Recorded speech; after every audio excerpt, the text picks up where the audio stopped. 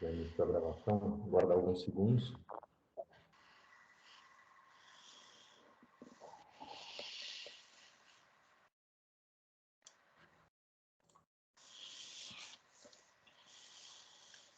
Bom dia a todos. A partir deste momento, declaro aberta a sessão de julgamento virtual da 8ª Câmara Julgadora do Tribunal de Impostos e Taxas, do dia 20 de maio de 2022. Vou pedir só alguns segundos para confirmar aqui o processo tem pedido de acompanhamento.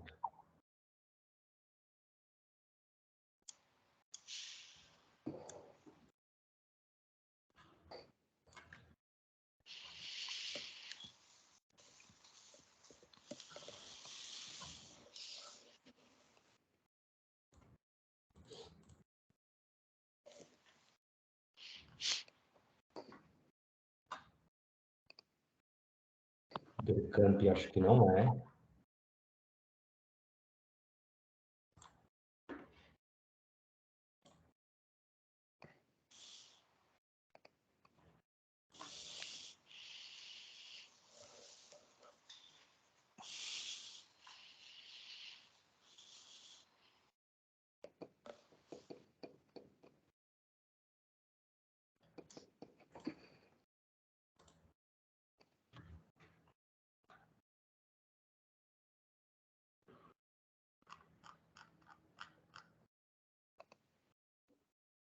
Também não dá para concluir se é o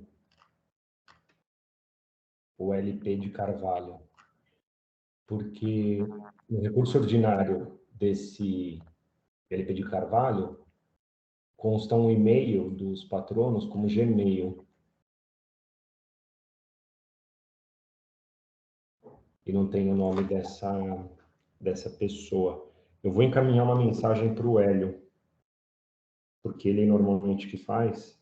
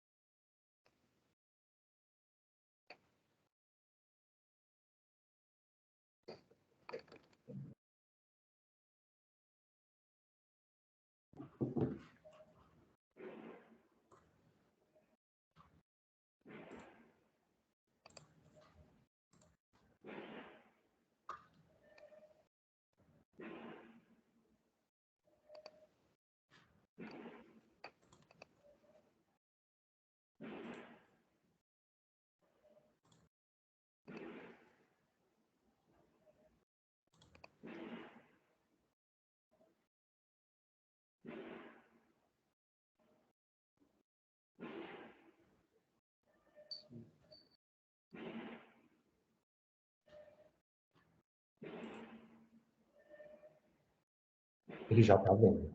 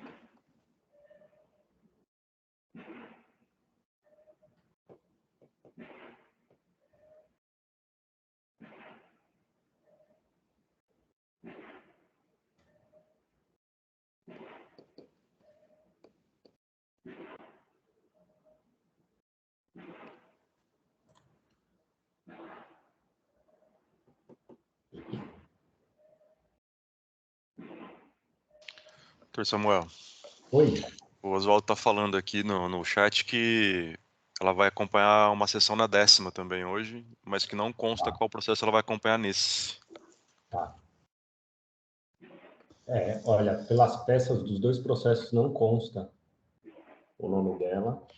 Será que ela se Nenhum confundiu? processo em especial. O Hélio acabou de responder, só ela pediu para as 3 câmaras de hoje nenhum processo em especial. Então, perfeito, vamos prosseguir. Bora. Fomos preteridos pela 10ª, então. Acontece. Doutor Isabel teve prioridade. Pois é. Podemos seguir, então, a ordem da pauta, né? Primeiro é Bercamp e depois LP. Pode ser, doutor Faisal, que é o seu processo, Bercamp, né? Pode sim, pode ser. Perfeito. Então, o primeiro processo é o Bercamp Têxtil Limitada, é um PRJ relativo ao AIN 402.7631, e é de relatoria do doutor Faisal. Doutor Faisal, pode iniciar, por favor. Obrigado, doutor Samuel. Peço, doutor Samuel, que disponibilize o ajuste do voto, que eu quero lançar uma versão atualizada, por favor. Tinha entrado no processo há pouco e não estava ainda disponível. Agora sim. Eu vou lançar aqui, então, uma versão atualizada do voto, mas de forma sintética, trata-se de um PRJ, pedido de retificação de julgado, de um processo de inidôneo.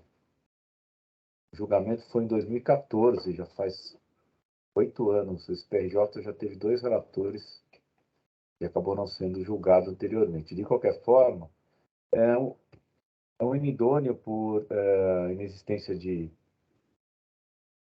estabelecimento, que teve como juíza relatora a doutora Mara Regina, da 8ª Câmara Julgadora, em 2014. Acho que o doutor Samuel, nessa época, não estava aqui na 8ª, imagino. E o recurso foi, de ofício, foi julgado improcedente para manutenção da decisão da delegacia tributária, que havia cancelado o auto de infração. A representação em sede de recurso de ofício havia levantado uma série de questionamentos sobre a falta de prova da boa-fé. No julgamento proferido pela 8ª Câmara, a doutora Mara Regina, relatora naquela ocasião, entendeu que, ao contrário, né, do entendimento da representação, que o contribuinte fez sim prova da sua boa-fé, né? E, no caso, anulou o auto de infração, e então a representação apresentou esse PRJ e apresentou também recurso especial, que será julgado pela Câmara Superior. Esse PRJ especificamente, desculpe, ele trata ou alega erro de fato por falta de comprovação de pagamento da nota fiscal número 130, no valor de R$ 115.854. E aí, portanto, o recurso foi distribuído a mim e eu agora vou proferir o meu voto. Posso seguir com o voto, doutor Samuel? Alguém quer tirar alguma dúvida a respeito do relatório?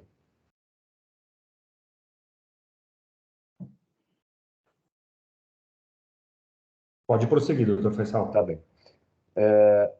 Eu coloquei uma versão atualizada do voto para que todos possam acompanhar. Depois eu vou só ajustar a emenda. Vamos lá. Então, eu vou ler alguns trechos do voto, que acho que fica mais fácil, ele não é muito longo, né? Então, preliminarmente, cabe ressaltar que o presente recurso teve por objeto apenas as operações constantes da nota fiscal 130, que apurou o ICMS de R$ 55.716,15, de um total de R$ 743.496, referente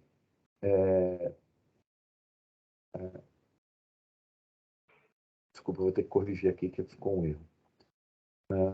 Referente à acusação de que o contribuinte, ora recorrido, em síntese, teria feito crédito indevido de CMS por meio de escrituração de seu livro de registro de entrada, de notas fiscais consideradas inábeis para cobertar operações nelas especificadas, já que não atendem às condições previstas no item 3 do parágrafo 1º do artigo 59 do regulamento.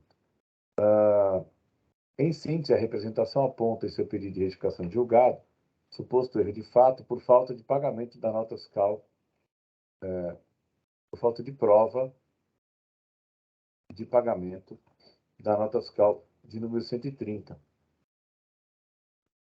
no valor total de R$ 115.854,15, sobre uma movimentação total autuada de R$ 2.304.485, nada alegando a respeito das demais operações.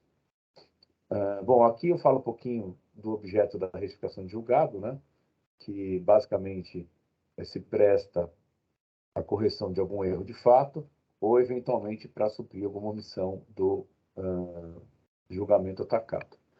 No presente caso, a recorrente aponta erro de fato no julgado, que supostamente não observou a ausência de comprovação do pagamento da nota fiscal número 130. Ressalta-se que não cabe ao julgador em sede de PRJ proferir nova decisão de mérito sobre o recurso já apreciado, reapreciar as provas para proferir nova decisão, mas tão somente identificar o suposto erro ou omissão apontados, sanando, se for o caso, seus efeitos e reflexos.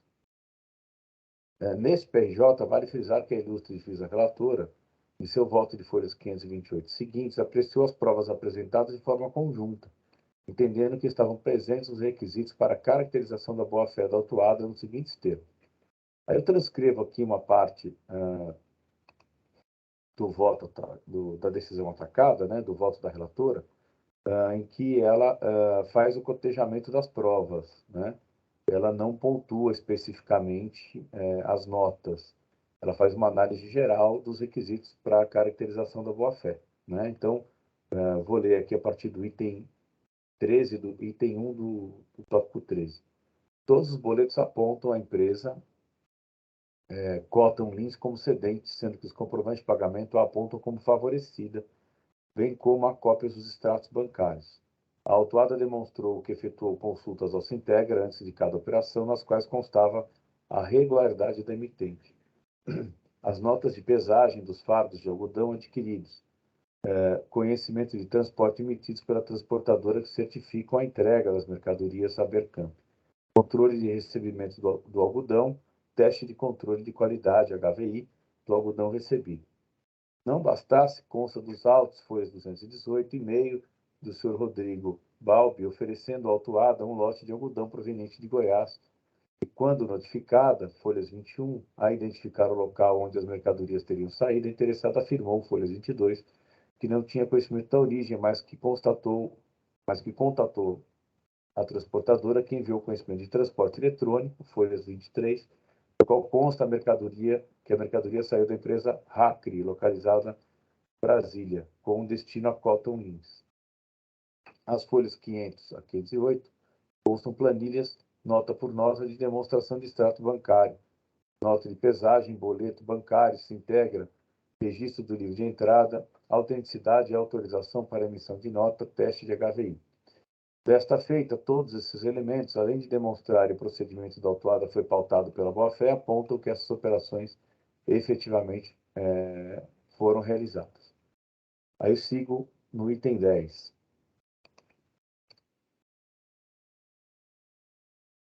Estou fazendo os ajustes, eu vou salvar aqui nova versão, só porque eu estou fazendo alguns ajustes aqui. Negável que a ilustre juíza relatora fez análise das provas juntadas, não embasando seu voto e a caracterização da boa-fé apenas nos comprovantes de pagamento. Além disso, não temos acesso nesse recurso aos debates realizados durante aquela sessão de julgamento. Portanto, data máxima havendo, entendo que a falta de referência específica à nota fiscal 130 não invalida a análise feita durante o julgamento anteriormente realizado notadamente levando em consideração que a boa-fé estava comprovada não apenas por uma nota, mas por todo o conjunto probatório. Além disso, a nota fiscal 130 corresponde a aproximadamente 7,5%, né, 7,49% do volume total das operações, sendo certo ainda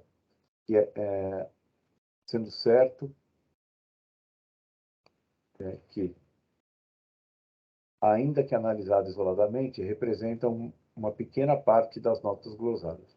Sendo assim, não socorre o argumento da hora recorrente sobre o alegado erro de fato, que a suposta falta de um único comprovante de pagamento, que corresponde a 7,49% do total das operações fiscalizadas, teria o condão de macular todo o julgado, que também levou em consideração que, aí eu repito aqui, reforço aqui alguns trechos da análise feita pela juíza relatora, no que diz respeito à comprovação da boa-fé. Inclusive, tem um pouquinho antes no voto, que eu também não transcrevi, alguma questão relacionada à declaração de inidoneidade da Cotton, né?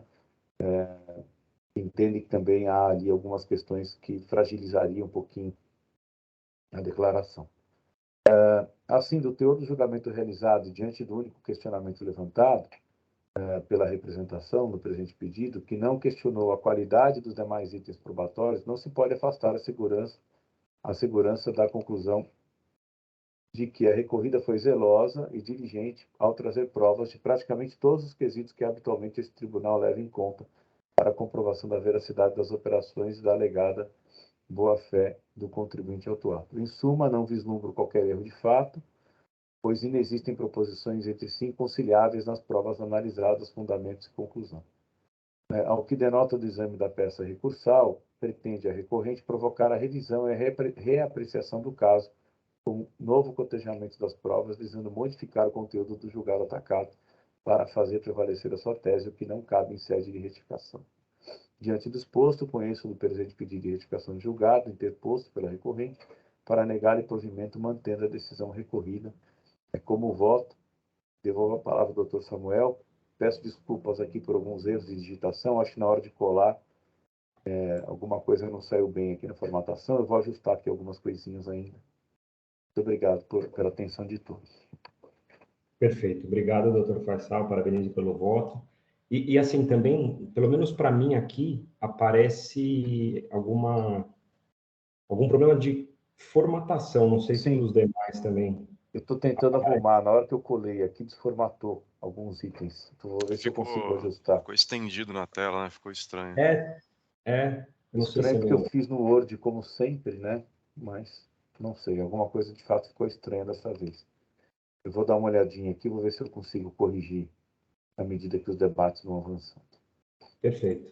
Então, o debate aqui é justamente em relação a se a boa-fé estaria comprovada em relação a essa nota 130 ou não, né? Se ela teria, segundo entendi pela conclusão do Dr. Faisal, não estaria configurado o PRJ, o erro de fato, né? Por conta de que ela teria tratado de forma generalizada, né?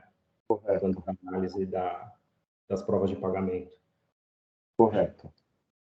Ela não especificou, ela não disse, olha, a nota 130 é que me convenceu da boa-fé.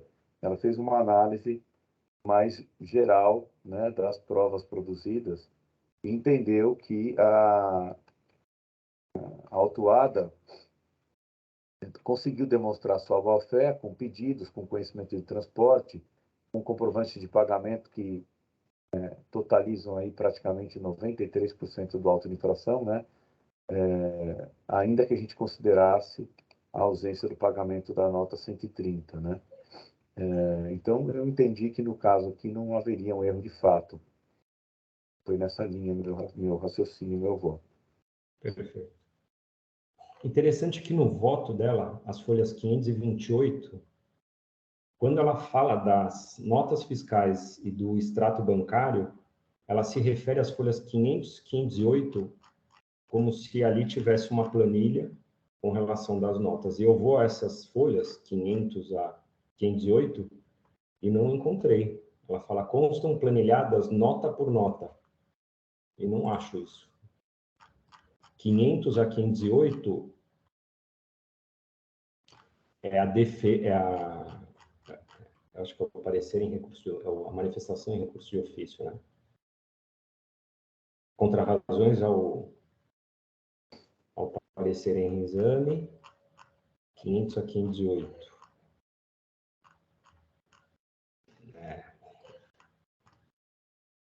Então, eu olhando esse processo, eu concordo com o entendimento do Dr. Faisal, de que eu concordando ou não com o mérito daquela decisão, se ela está fundamentada, este não é o momento de se reanalisar as provas. Porém, a questão para mim aqui passa justamente pelo que o Dr. Samuel acabou de falar. É que, assim, quer me parecer que ela entendeu que havia uma demonstração nos autos que eu não localizo. E aí seria o típico erro de fato. Num olhar rápido. Isso aqui... na internet sobre... Ai, desculpem. Samuel, tá na 500 a 508 mesmo, assim, Desculpa, na verdade não é uma planilha, é uma... Não é uma planilha, né? É uma listagem, né? Uma eu listagem, consegui abrir agora também. Desculpa, eu não consegui abrir, que eu estou mexendo aqui, corrigindo os erros aqui da formatação do voto. Mas... Então, eu estou em dúvida realmente se passou por um equívoco dela ao analisar de entender que ali tinha esse documento, porque, assim, ficou aqui num espaço muito tênue entre o que é o erro de fato e o que é a reanálise das provas. Porque se você considerar nas folhas 502, item D, quando ela trata da nota fiscal 130, ela não coloca o comprovante de pagamento, né? Exato. E todos os outros ela coloca. Então, se você vai para o item C, tá lá, nota fiscal 118, folha 74 e 349, comprovante de pagamento. Exato. No abaixo, não.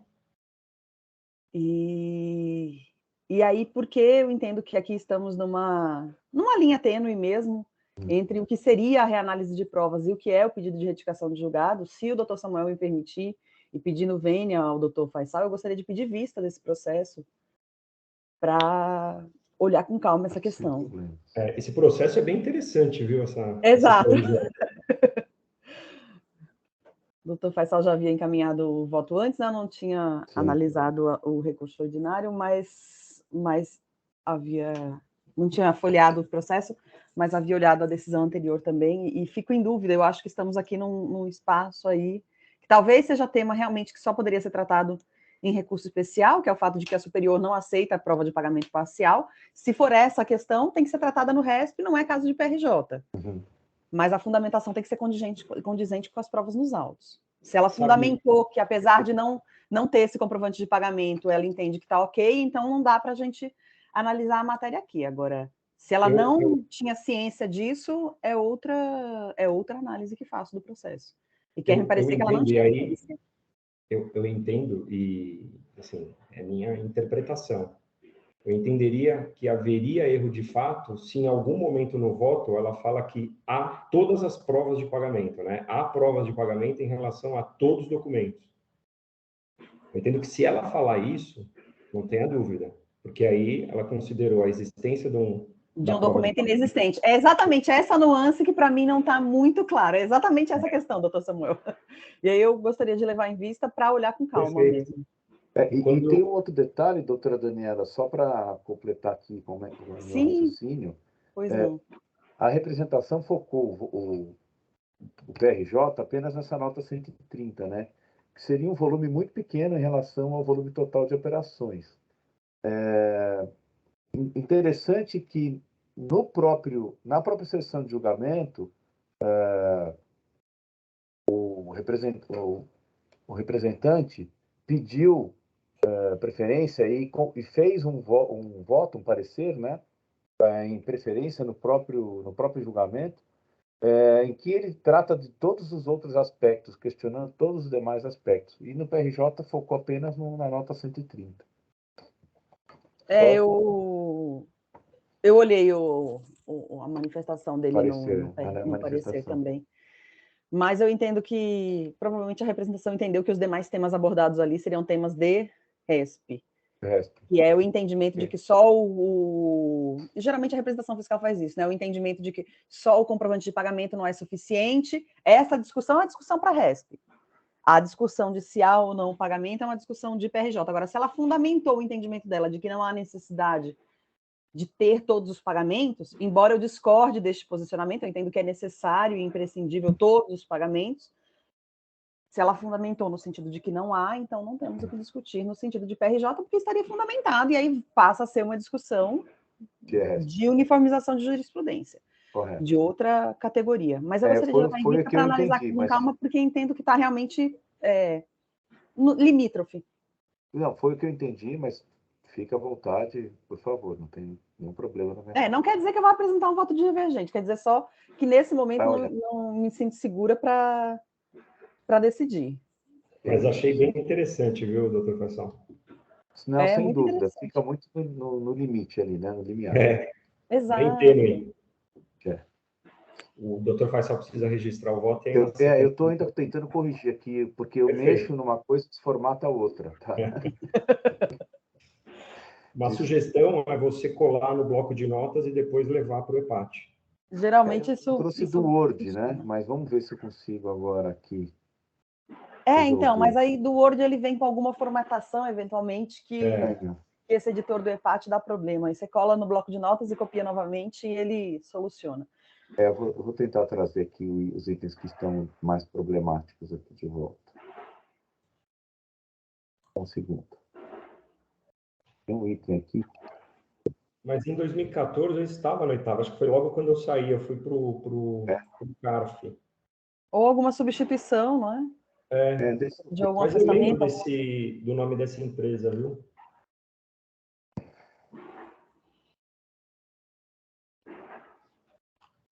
Fica para...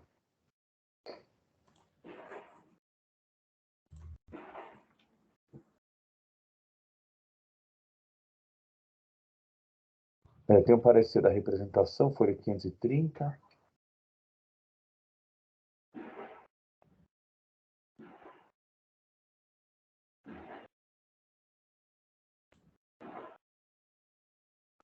Deixa eu ver.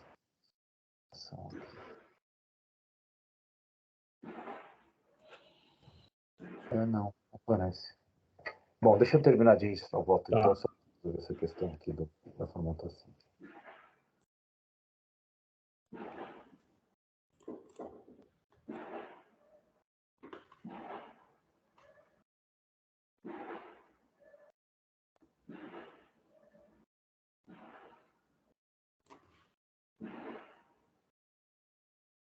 Presidente, se me permite a palavra,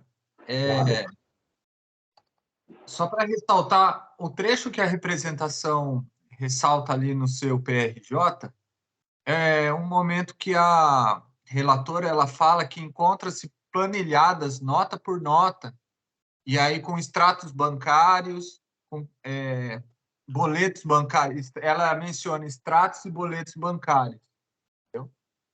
E aí a representação falou, opa, em relação a essa nota 130, nós não temos esses elementos, né? Então, por isso que ela entendeu como erro de fato e pediu o restabelecimento apenas dessa nota 130. É só isso, presidente. Obrigado. Perfeito. Obrigado, doutor Thiago.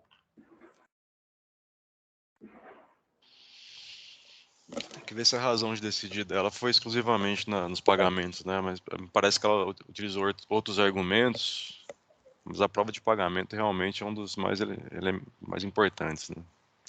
Então, se ela considerou a existência dela nessa nota e não há. E ela fala nota a nota, né? Exato. Sim. O entendimento, doutor Ramon, da representação em relação aos pagamentos é que se o contribuinte apresentar só os pagamentos, isso é insuficiente, né? Ele precisa de outras provas também, tratativas, etc., né? Mas se ele não apresentar os pagamentos, aí é um impediente, né? É impeditivo do crédito, né? Porque é um dos requisitos ali trazidos pela súmula 509. E é elementar a qualquer negócio jurídico, né? Pagamento. Exatamente.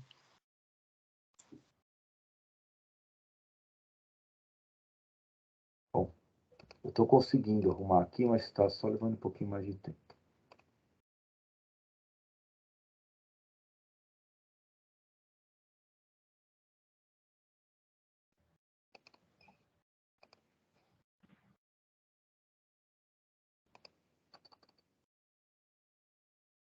Eu vou fazer o seguinte, eu vou corrigir aqui o trecho que estava pior.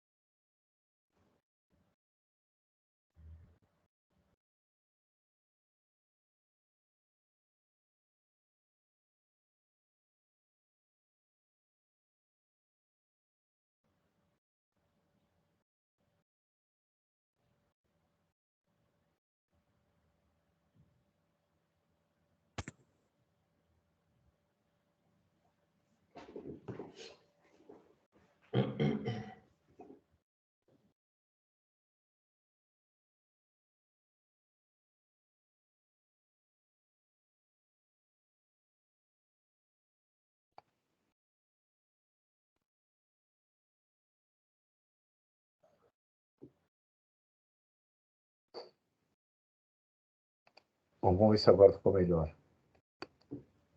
De qualquer forma, como a doutora Daniela vai pedir vista, eventualmente, se for o caso... Deixa eu ver aqui. Agora parece que está certo. É.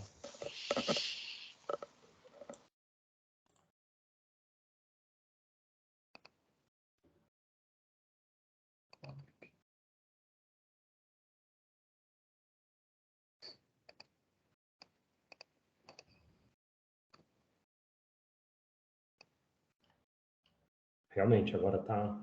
Parece que está melhor, né?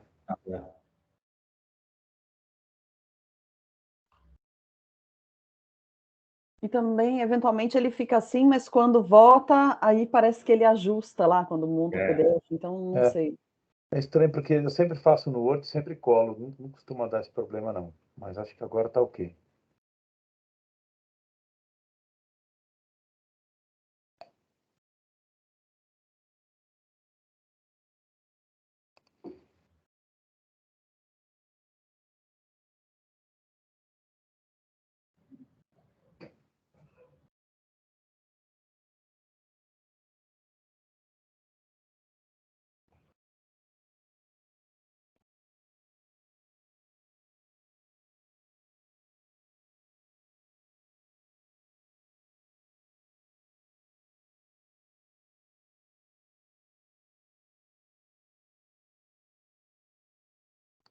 Normalizou para vocês? Para mim agora está parecendo normal. Normalizou, perfeito. Só está aguardando o Dr. Faisal registrar. Sim. Estou dando mais uma olhadinha aqui no item 4, que tinha alguns erros. Uhum.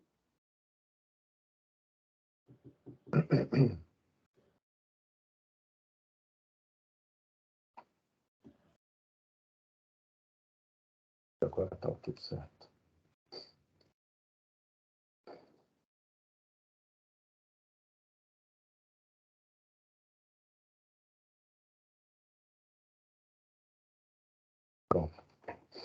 Agora foi.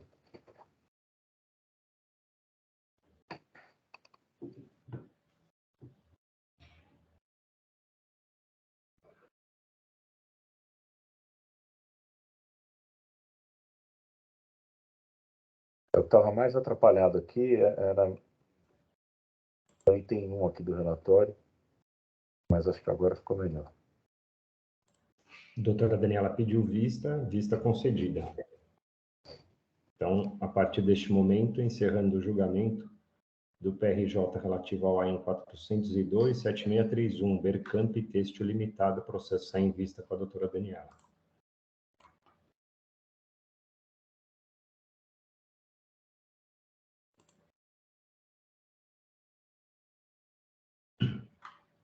Na sequência, temos o processo relativo ao AIN 4088889, LP de Carvalho ME, é um recurso misto de relatoria do Dr. Ramon. Dr. Ramon, pode iniciar, por favor. Presidente, abre para eu editar o voto, por favor. Perfeito. Eu acho que já está na página que você consegue editar.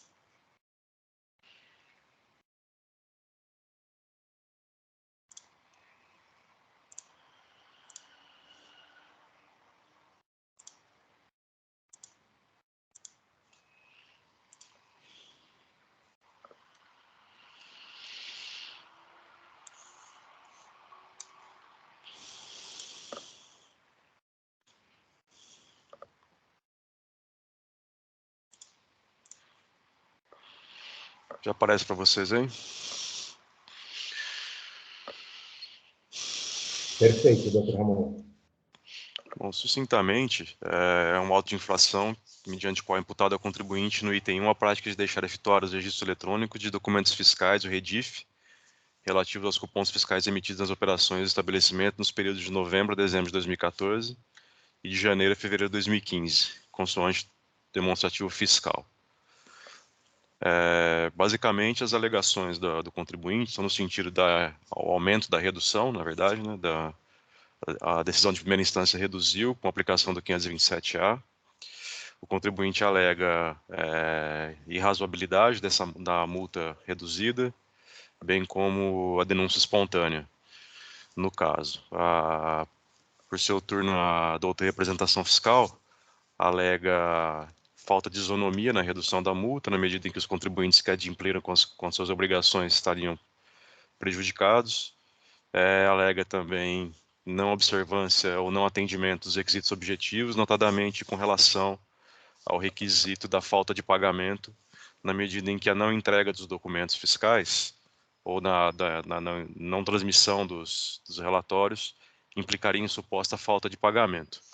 Basicamente, o relatório e os argumentos são esses. O juízo de primeira instância reduziu, então, a R$30 mil a multa, que anteriormente era por volta de 150, e essa mesma oitava Câmara julgou no mesmo sentido, mantendo a multa de R$30 mil, porém, em recurso especial, impetrado pela doutora representação fiscal,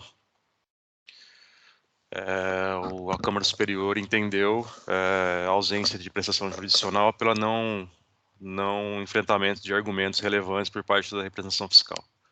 O relatório basicamente é esse. Passo a leitura do voto. Item 11 da decisão.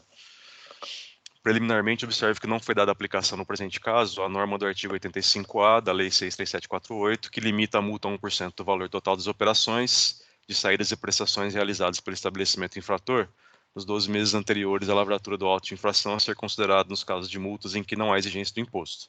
Artigo 85-A.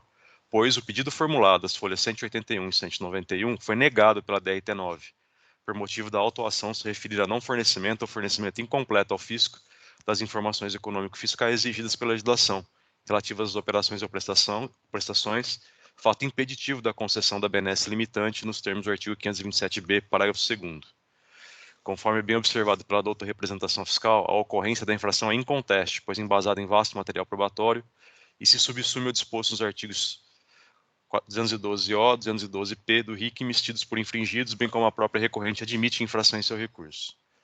Quero melhor examinar a questão da aplicação do artigo 527-A do RIC ao caso posto que cerne da divergência. São requisitos para a aplicação da redução e revelação da multa previstos no artigo 92 da lei: a. Que a multa não implique falta de pagamento do imposto. B. Que a infração não seja praticada com dolo, fraude ou simulação, que deve estar descrita e provada pela acusação fiscal. C. A observância do limite de redução mínima, do artigo 527, parágrafo 7º. D. A não reincidência do contribuinte em algumas hipóteses previstas na legislação. E. Quórum qualificado de pelo menos 3 votos a favor da aplicação do 527-A, apenas decisões colegiadas, que está em momento. E é também requisito objetivo implícito o requerimento expresso e fundamentado por parte do sujeito passivo. Quanto ao item 1, entendeu o eminente julgador que estão presentes os requisitos para a concessão do benefício e que há pedido expresso da defesa nesse sentido, motivo pelo qual reduziu a multa aplicada para R$30 mil. Preliminarmente, observo que a relevação e diminuição da multa nos termos definidos na legislação configura anistia, mesmo que parcial, a qual, nos termos do artigo 182, deve ser efetivada no despacho da autoridade administrativa, na qual o requerente faça prova do cumprimento dos requisitos previstos em lei. Nesse sentido, a inobservância de tais requisitos poderá ensejar, inclusive, a responsabilidade funcional da autoridade, nos termos do artigo 141. Por conseguinte, deixo aqui registrado meu posicionamento pessoal de que a existência de antecedentes fiscais dos abonadores é requisito objetivo para a concessão da benesse e não subjetivo da aferição da dosimetria. Reforço meu entendimento com amparo no artigo 19 da Lei Complementar 1320, que trata da questão do devedor contumaz. Seria flagrantemente contraditório e ofensivo à isonomia tributária que determinado contribuinte possuísse antecedentes fiscais que o enquadrasse como devedor contumaz, sofrendo severas restrições do artigo 20 da Lei Complementar perante o fisco bandeirante, e ainda assim gozasse da benesse de redução e relevação de multas previstas na Lei 6.374. Todavia, reconheço que este egrégio tribunal possui entendimento em consonância com o adotado pelo eminente julgador do caso e que me conduz a acompanhá-lo nesse sentido, visando dar atendimento à colegialidade e a uma jurisprudência estável, íntegra e coerente. Ademais, no presente caso, não há notícia de antecedentes fiscais dos abonadores ao contribuinte. A doutora apresentação fiscal, por seu turno, argumenta que está ausente o requisito da não ocorrência de falta de pagamento, ao passo que, ao deixar de transmitir os dados dos arquivos digitais corretamente, o contribuinte deixou ou causou embaraço à fiscalização e, consequentemente, impossibilitou a aferição de eventual falta de pagamento de ICMS.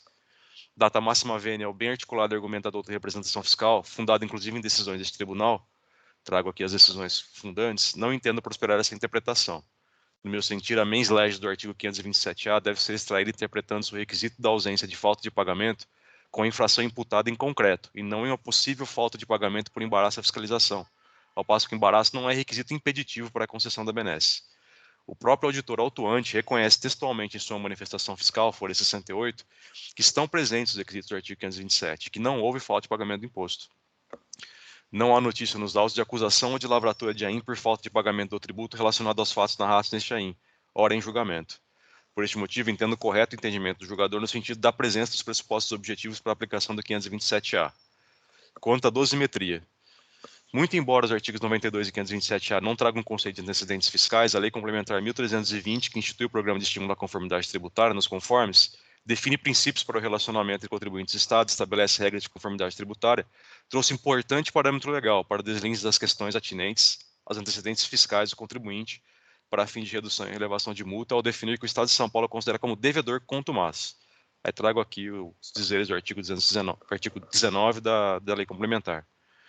Enquadrado no referido conceito, entendo que o contribuinte devedor contumaz terá o requisito subjetivo do artigo 92, parágrafo 3º da lei, totalmente desfavorável na mensuração da penalidade aplicável, ou seja, essa deverá ser definida próxima da original, observada a capacidade contributiva, ressalvado o meu entendimento pessoal pela aplicação de tal entendimento como requisito objetivo para a fruição do benefício. Todavia, conforme já apontado, não há nos autos informações de antecedentes fiscais que pesem enquanto contribuinte autuado. Superado esse requisito objetivo no meu entendimento, passa-se a análise do requisito subjetivo referente à capacidade contributiva. No presente caso, o valor da multa aplicada contra o item 1, conforme o DDF de folhas 3, é de R$ 158.317. Conforme se constata no documento de folha 20, o capital social da recorrente é de 5 mil, o que significa tratar-se de empresas de pequeno porte, as quais sabidamente possuem estrutura fiscal contábil limitada. Há relatório de faturamento mensal do ano de 2016, as folhas 49. No caso, entendo que é de rigor sopesar não só o porte econômico isoladamente, mas juntamente com os antecedentes fiscais, se fosse o caso, e com as circunstâncias do caso concreto, critério subjetivo implícito do artigo 527-A. O porte econômico isoladamente dá atendimento à aferição da capacidade contributiva, mas não à aferição da proporcionalidade, que determina perquirir se a penalidade aplicada é objetivamente razoável diante da infração cometida. Para tanto, é imperioso analisar não só a conduta abstratamente prevista na legislação, mas também as circunstâncias do caso concreto. Observe que o contribuinte se antecipou ao ofício em 2/5 de 2016 e apresentou denúncia de falta de transmissão no prazo regulamentar do arquivo cupom fiscal no período de 11 de 2014 a 2 de 2015, folhas 5 e 6. Ato contínuo à fiscalização em 10/6 de 2016 notificou o contribuinte, via DEC, acusando o recebimento dos arquivos, porém com erro ou alertas, conforme relatório anexo à notificação, com advertência de que não correção dos erros implicaria em não entrega dos documentos pelo contribuinte, folha 7. Ato contínuo foi lavrado contra o contribuinte presente aí notificado em 23/1 de 2017. O contribuinte alega e comprova em sua defesa que se atentou no DEC quanto à existência da notificação e mais, que prontamente o cumpriu, mediante a reapresentação dos arquivos solicitados. Pontuo que, embora haja notificação ao contribuinte em 10/6 de 2016, não há nos autos notícia da data da abertura do procedimento de fiscalização pela juntada do ASF. Todavia, tal fato não é questionado pelo contribuinte, que se limita a alegar que não havia qualquer procedimento de fiscalização em andamento e que, por tal motivo, estava em estado de espontaneidade previsto no artigo 88 da Lei 6.374, 529 do ICMS. Quanto a este ponto, abro parênteses para analisar a suposta denúncia espontânea do contribuinte. Não há dúvida de que, caso as informações fossem apresentadas corretamente em 30/6 de 2015, o contribuinte estaria em espontaneidade nos termos do artigo 88. Todavia, conforme constou na notificação de 10/6 de 2016, o REDIF apresentou erros e alertas não sanados.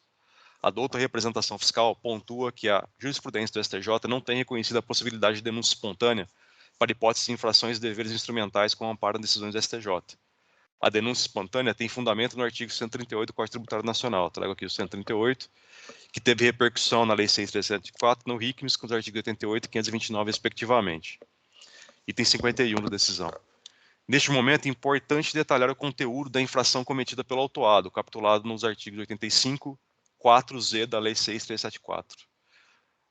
Quanto a essa infração, observa-se que o legislador quis apenar especificamente, além da falta de entrega do REDIF, também a entrega extemporânea do REDIF. Portanto, mesmo que a entrega seja feita de forma extemporânea, e no presente caso é o que se observa, ainda caberá a aplicação da penalidade. Entende-se dessa forma que o Instituto da Denúncia Espontânea não teria aplicação ao presente, pois na mera conduta de entregar REDIF de forma extemporânea já configuraria o ilícito. Neste tipo, fez uma analogia às condutas apenadas pelo direito penal, nas quais a lei não exige um resultado naturalístico, contentando-se com a ação ou omissão do agente para que seja configurada a infração. Exige-se a simples conduta do agente. Ademais, o STJ já se posicionou por diversas turmas em diversos julgados quanto à inaplicabilidade do Instituto da Denúncia Espontânea para obrigações de natureza acessória. Ressalvo minha opinião, trago aqui algumas decisões. Ressalvo minha opinião divergente do entendimento da STJ, em razão das possibilidades tecnológicas atuais, bem como dos programas de conformidade instituídos pelos fiscos estaduais e federal, além da própria Fazenda Estadual de São Paulo já ter revisto seu entendimento, notadamente nas hipóteses de solicitação de cancelamento de documento fiscal eletrônico após o transcurso do prazo regulamentar, através da decisão normativa CAT 5 de 2019. Todavia, tal entendimento não tem aplicabilidade no presente caso em vista da previsão da infração, ainda que a entrega seja extemporânea, o que é inconteste no presente caso. Não bastasse, chama atenção para a redação do artigo 88, da qual se extrai que a espontaneidade estaria interrompida com a mera notificação, tornando prescindível a entrega do SF. Aí a redação do parágrafo 2º do artigo 88. O contribuinte recuperaria a espontaneidade nos termos do artigo 5º, 7 da Lei Complementar 939, caso a entrega dos documentos ocorresse de forma completa e sem inconsistências, o que não ocorreu. Por conseguinte, não considero ter ocorrido a hipótese de denúncia espontânea apta a ensejar a relevação da multa por deveres instrumentais descumpridos hora aplicada. Fecho parênteses e retorno à dosimetria da multa aplicada e reduzida nos termos do artigo 527-A. Tenho para mim a seguinte situação quanto aos critérios subjetivos para a aferição do montante e redução da penalidade. Antecedentes fiscais, artigo 92, parágrafo 3º. Inexistentes, medida de isonomia tributária, ausentes outros elementos que configuram desabono ao contribuinte, portanto favorável ao contribuinte. Porte econômico, medida de capacidade contributiva, empresa de pequeno porte, capital de R$ 5.000, valor das operações de saídas e prestações realizadas pelo estabelecimento infrator nos 12 meses de 2016, cuja média não ultrapassa em valores aproximados R$ 50.000, portanto favorável ao contribuinte. Elementos objetivos do caso concreto, medida da proporcionalidade e razoabilidade, tentativa e entrega do REDIF, ainda que de forma extemporânea, portanto favoráveis ao contribuinte. Nesses termos, considerando atendidos os objetivos sancionadores e desincentivadores ou didáticos da multa, bem como no presente caso, o fato do recorrente possuir todos os critérios em seu favor, mantém a redução da multa para R$ 30.000, conforme decidido pelo juiz ACO. Observe que a aplicação da multa mínima nos termos do solicitado pelo contribuinte, de 6 UFES por documento fiscal, portanto, 421 vezes 6 vezes R$ 23,55, implicaria em multa superior aplicada pela decisão recorrida, a qual não considera adequada pelas circunstâncias já analisadas. Quanto à aplicabilidade da portaria CAT 115/2014, restaram-nos atendidas as alíneas A a C do inciso 3 do artigo 10 da referida portaria, motivo pelo qual agiu corretamente a fiscalização em lavrar o presente AIM.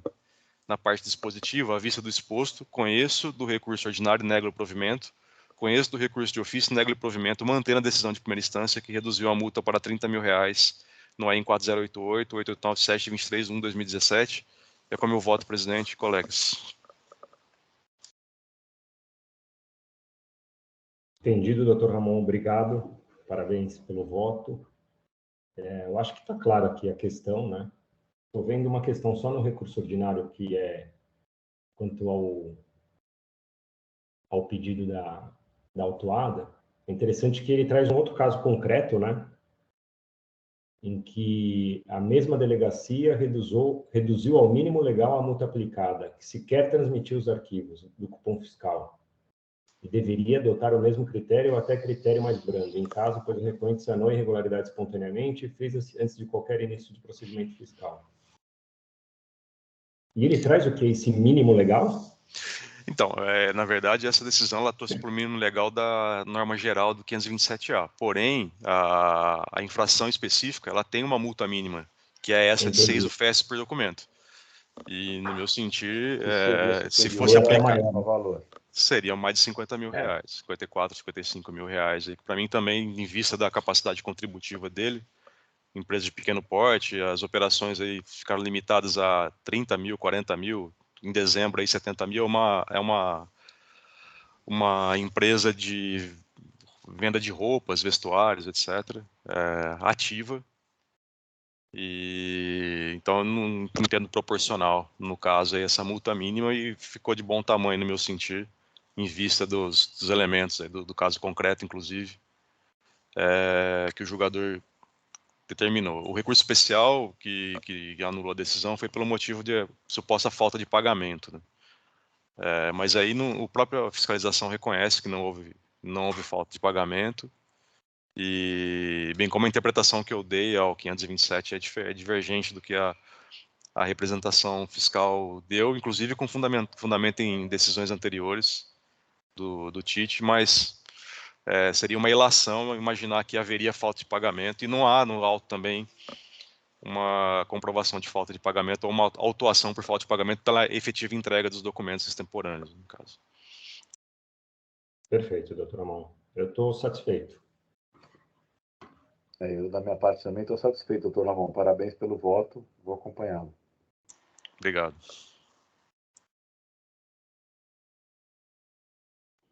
Para mim ficou claro, não tem nenhuma pergunta, doutor Ramon. Parabéns pela análise do caso, vou acompanhar. Obrigado. Doutor Tiago? Parabenizo o doutor Ramon pelo voto e sem considerações, presidente. Obrigado. Então, encerrando os debates, verificando o quórum.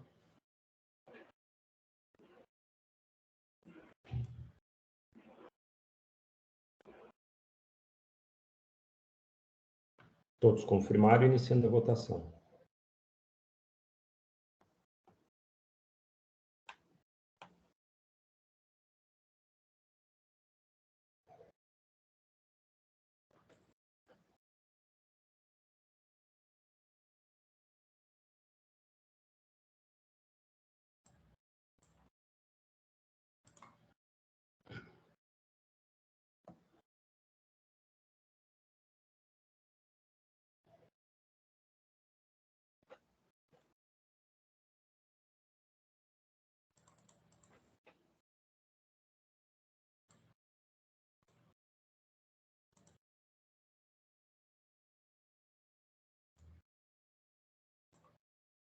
Faltando só a doutora Daniela, pelo menos é o que aparece aqui para mim. Ah, eu cliquei, mas não tinha ido. Foi. Todos Eu cliquei, votaram? mas não tinha ido. Sem problema. Todos votaram e acompanharam o Dr. Ramon, então, pelo conhecimento de ambos os recursos e seu não provimento, tanto do recurso ordinário como do recurso de ofício. Então, a partir deste momento, encerrando a votação e julgamento do AIN 4088889, LP de Carvalho, ME. Julgamento encerrado.